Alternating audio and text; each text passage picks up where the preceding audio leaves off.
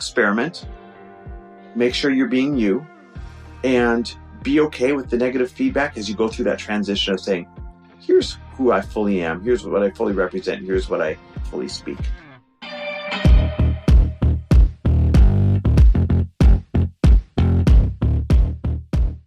And we're back with another episode of He Said, She Said. Coming at you live from New York City, the Big Apple. If you hear sirens or people honking, yelling profanities, it's just the normal backdrop. Oh my God, that was the segue. I hear you get used to this. Lori, that was the segue, yelling profanities. You want to be able to yell profanities, and you feel like you pigeonhole yourself. I guess if we're saying it like that, I don't know if I wake up every day saying, God, I just want to yell profanities. But this is the conversation that we are having today. Yeah. And before we have that conversation, I just want to remind you guys real quick, there's 2 great opportunities to come hang out with us, learn from us, and make some really valuable entrepreneur connections in September. The first one is I've got just a couple of roundtable spots left. I should have said November. Go to chrisharder.me/roundtable. It's you and 14 other entrepreneurs, literally, strategically working together with my input over the course of 48 hours in person to plan out your set of tracks to your goals for 2024. It's incredible. We've done these roundtables. People love them. This is a 2024 planning edition of it. So go to chrisharder.me/roundtable if you want to grab one of the last couple November spots. And in September, you can come hang out with Lori and I at Girlfriends in Business. I think that's the new theme song and the walk-on song. All they have to do is go to girlfriendsandbusiness.com. I think you have, 2 seats? I have 3. 3 seats at the time of this recording. So I don't even know if they'll be there. But hit pause and go to girlfriendsandbusiness.com and come see us in September. Well, here's what's interesting.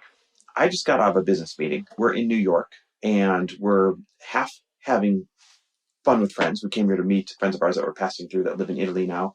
And we've got this group of friends. We all travel together. So we all literally impromptu said, let's meet up in New York. And we did. So in a day's notice, we all came out to New York, or decided to all come out to New York. And we've had the best time ever. So that's the first half of the reason of the trip. The second half was I'm pitching, right? We're about halfway through the fund for Frello, my peer-to-peer lending app that we're building. And we are pitching strategic investors, people that we think can bring a lot of good knowledge and expertise to the table at the same time as investing in it. And I just got out of a pitch meeting, and this investor, potential investor, was just so New York. He was so direct. He was so himself. He was so like bull in a china shop. And I really admired the fact that he didn't do that volley back and forth. He just said, let's get down to brass tacks, and was just truly the brash, bold, loud version of himself. And it got Lori and I to talking, and it's probably the second or third time we've talked about this, about, man, there's a whole nother side of us that we want to let out, that we want to show or display, but we've built personas, you want to say, where we're a little bit more calm or a little bit more reserved. And that's actually not who we are. Okay, so this all came from, in the past, I feel like we've actually been having this conversation for a few years now. I feel like especially this last year, I have been seeing different models of people where I'm like, oh my God, I would love to be able to show up to my podcast, to my email writing, to events, and really, really just fully be me without editing. Now, of course, there's certain things where you're not going to intentionally offend people, and there's always going to be parts of you that you're not going to want to share, or parts of your story that maybe are just really sacred to you and private to you. But for the most part, like really being that person that you are with your best friends. Yeah. And I see other people doing this out in the world now because I think it's just so much more accepted, and it's easier to start showing your authentic self in different modalities. But it is scary. And I want that freedom that they have, but I know that that took work. I know that that probably took a lot of negative comments underneath posts. I know that probably took a lot of feedback of, I don't like that you're this way, or I used to respect you, but I don't like when you swear, or I don't like when you say this or do that or share this opinion. So I know that that is what is keeping me from truly being 100% myself. Now, it's not like a totally different version of me where it's like, oh my God, I don't even recognize this person. It's just like me, I guess, more on blast, or me with, if I'm being honest, like more raw, more just saying exactly how I feel. Let me sum it up this way. Hey y'all, I'm so excited to share with you that this podcast, Earn Your Happy, is now a part of the Growth Day Podcast Network. Truly, this is like one of the most exciting things that has ever happened to me. I'm telling you, I no longer feel like I'm doing this alone, and I actually get to collaborate with the people who host the podcast that I'm obsessed with, like that I have been listening to myself, who inspired me to start a podcast, who have taught me about how to go and do the thing, like the original people who got me motivated through listening to their podcasts. You guys, a bunch of us are coming together to bring more growth to the world and to support shows and brands that we believe in. And one of my friends are also on this network, and I'd love for you to go subscribe to their show. You guys, I just had Danielle Canty on of the Boss Babe podcast. She co-hosts it with her other amazing co-host and one of my friends, Natalie Ellis. You guys, you can go check out that podcast on mine. It's episode 925, and Danielle and I talk all about burnout and how that could be showing up in your life, and most importantly, how to prevent it. But I want to tell you, if you have not gone and checked out the Boss Babe podcast yet, go subscribe, because it is one of the largest online communities for ambitious women and female entrepreneurs. And I know that if you're listening to the show, chances are that's probably you. You guys, they have 3.6 million followers and 380,000 subscribers. The Boss Babe podcast is the place where they share real behind the scenes of building successful businesses, achieving peak performance, and learning how to balance it all. Most of all, you guys, truly, these women are in my life. Danielle and Natalie are people that I text on a weekly, monthly basis when I'm like, oh my gosh, I feel stuck. What should I do? I tune into their podcast, you guys, to learn. Even though they're my friends, I am still like crazy obsessed with this podcast because I learn something new every single time I listen. It makes me be a better podcaster. It makes me be a better businesswoman. It just makes me be better and more confident out in the world because they're so real and raw. And I can tell you that in the moments where I have had horrible days, down days, I've either gone and listened to this podcast or I've texted them, because these are the people who truly get it. You want to listen to the people who are walking in the same footsteps that you are. You guys, go check out the Boss Babe podcast. You're not going to be sorry. And it's just going to like make you way smarter and you're going to have way more fun. So go check it out. We swear way more when we're hanging out with our friends than we do, let's say, on these shows, or if you see us at an event or something like that. And I think we're a couple of perverts when it comes to our humor. I am a 12-year-old boy. You are. It's trapped in a hot woman's body. It's just, that is my... That's so 2023, isn't it? Okay, wait, we're not going there. But all joking aside, we have this really fun, sweary side to us that is us when we're at home and us when we are with our friends and all that stuff. But then when we're on a stage or when we're doing our podcast, we're a bit more reserved. And I've been struggling with this because I don't quite get my passion across sometimes. And I wonder to myself, am I being professional or am I being inauthentic? Am I being professional or am I being too reserved? And I don't know what that right answer is, because there is no right way to be other than being yourself. And here's what happens when you have a show for 6 years, me, you, 7 or 8 years now, and you've done it one way. It's not that you weren't being authentic. It's that 6, 7, 8 years ago, that's what we saw. That's what we saw. And that's who you were. And then, you change over 6, 7, 8 years. But if you don't bring your listeners along, or let's say you're a speaker on stage, if you don't bring your viewers along, oh my God, all of a sudden they're like, who is this person? And I liked you better when. And it's horrible reading the I liked you better when comments. But you're like, but wait, don't you really want to know me? Right. So you were having a conversation with Nick, my brother-in-law, your brother. Yep. And we were discussing this, because Chris is kind of like a little bit of a Gary Vee. And he always is like, man, sometimes I just want to give it to him straight. Yep. Like he's just very direct. And sometimes Sometimes it hurts, but it always is done with the intention of like, let's just get you there immediately. Yep. Like, why are we cutting around or giving all this fluff? It's efficiency. And that's just how he is. And Nick said something that I thought was just so profound. He said, it's not that people will be mad about who you really are. They're upset that you made them believe you were someone else. Yep. And so it's not even that should bother you. Like if that just hit you, like, oh God, I've led people on. I've made them believe I'm someone else. You did this because you thought that's what we were supposed to do. And this was professional. And I think in the beginning, that's kind of what you have to do to roll yourself out there to see what works and what doesn't.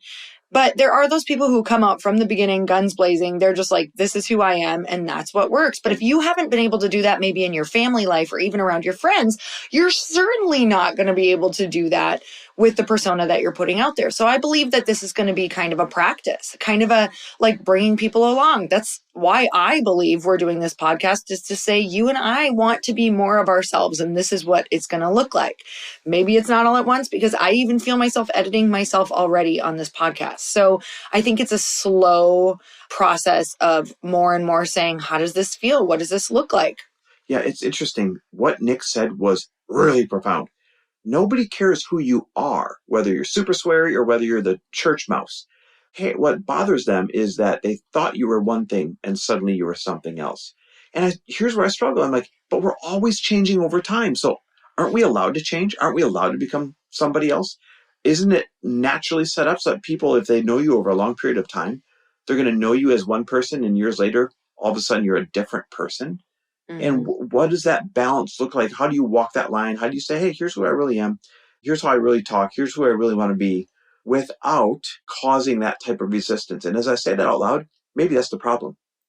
We're trying to be authentic and please everybody, and you can't, because you will never please everybody.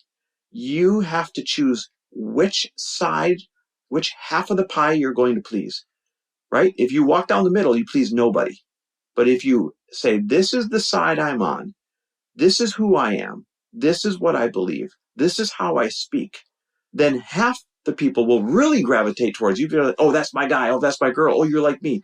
And the other half will say, that's not for me. And that's actually the job in life, is to make it very easy for people to say, oh, you are for me, or, oh, you are not for me, instead of trying to make people guess, are you for me? Are you not? Because now nobody actually feels like truly pulled in by you. I always think about the fact that sooner or later, you're going to get caught being yourself. Oh, great saying. And I just would rather have people see me for who I am now than say, oh my God, she's putting one thing out there, but this is really how she is. And I'm not ashamed of the person that I am. I think I am trying to figure out how to unlock myself from these handcuffs that I have put myself in, of maybe showing up as somebody different. And a couple things that I'm doing to do that are, even in like events, I even feel like I'm more myself on stage. I feel like recording some different podcasts, like the living room sessions, where we're in small groups with one of my best friends recording, and we are just real and raw. Like you can go and listen to one of those episodes and you'll probably hear a very different version of me, because I'm trying to figure out how to capture that in these other episodes by myself and with you, Chris. And it's like, you're going to have to try on a bunch of different ways to see what feels good to even be yourself. Because to be honest, like I can hit record by myself and be like, okay, Lori, like be yourself, like 100% permission. And I can feel myself holding back in this weird awkwardness where I don't even know what it looks like to be myself. So I do think it's this dance of, okay, I'm going to put a post out on Instagram. How would I actually talk and like put it out like that and start trying little things like that? Yep. I guess that's it. Like, experiment, make sure you're being you, and be okay with the negative feedback as you go through that transition of saying, here's who I fully am. Here's what I fully represent. Here's what I fully speak. Mm-hmm. So I don't even know if we got anywhere in all of this rambling, other than if you struggle with this too, you're not alone. If you struggle with like, hey, how should I show up? What's professional? What's muting myself because I'm trying to be professional? We're all just trying to figure that out together. Mm-hmm. Well, you guys, I hope this gave you a little bit of permission, because honestly, continuing to show up to all of the things that you do as somebody else is exhausting. Mm-hmm. That's why I want to talk about this, is you can have a lot more fun. You can be a lot more you. You can talk about the things that really matter. It is going to come with some backlash, but I don't think that backlash lasts a very long time. It's just when it's kind of weeding out those people who were more attracted to who you were pretending to be. And I think that those people don't necessarily really connect with you anyway. I don't really know if they're your diehard audience. And I think that the more that we can be us, the better we're going to do. And we're also going to enjoy our life a lot more. Yep, I agree. So come find us at next Perverted Joke Swear Fest. We'll see you there. Bye, everyone. We'll see you next week. Thanks for listening.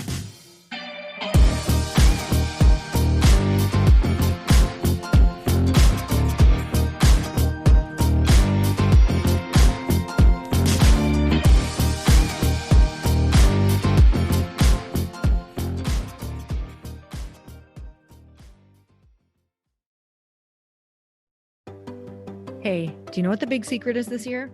And it shouldn't be a secret, because this should be your biggest focus. It is building your community. I am always working on building and nurturing my community, and everyone is talking about the power of community. Without an online community, you just cannot grow organically or create a real movement, which is what I know that we're all after. And you can build trust or monetize your audience. When you get community right, not only does your audience grow faster, but so do your sales. But where's everybody going to be managing their communities these days? And a lot of online entrepreneurs and thought leaders are turning to Circle.so. Circle is an all-in-one community platform. It lets you host content and create discussions, live streams, group chats, and memberships all under your own brand. And what's so cool about Circle.so is that you don't even need a website or Facebook group. Instead, Circle lets you build your own community site where you can host content and manage your members. You can even create locked and unlocked content spaces, groups, and classes. How freaking cool is that? You can put your content behind a paywall too, and you can charge different amounts of money for different spaces on your community site. Circle.so is famously easy to use, and it has a free 14-day trial for you, so you can go check it out, see if you like it, see if you love all the options. Just go to Circle.so. Go check it out right now, you guys. Imagine being able to manage your community, start group chats and live classes, and accept payments all in one place. Kind of mind-blowing, since this is usually spread all over the place. You have to log into so many different things. If this is the year to capture, organize, and monetize your community, head over to Circle.so. You can get a free trial and start building your online community right now. Just go to Circle.so. You guys, you get the 14-day free trial. So just go and see if it's for you. It's going to streamline everything and make your life so much easier. It's so freaking cool.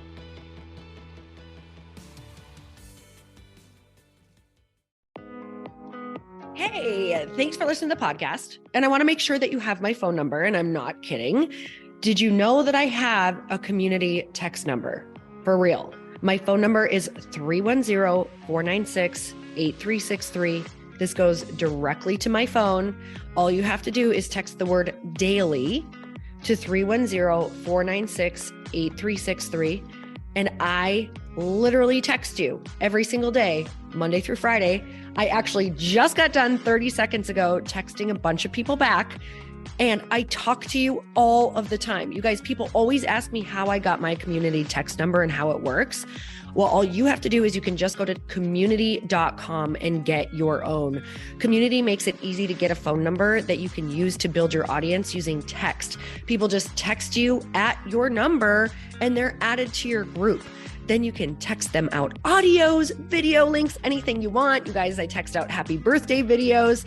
I love to send podcast links, thoughts about life, book recommendations, different events that I'm doing in the local area. Texting gets me out of the noise of social media and directly into your hand. And now you can start texting your people too. Just go to community.com to get your phone number. They give you a 10-digit real phone number, not those weird short codes that look like spam, but it's more than a phone phone number. Your new number comes with an inbox for SMS and texting. This means you can actually manage your text list from your computer and an app on your phone. You can schedule text to send at certain times and to certain groups.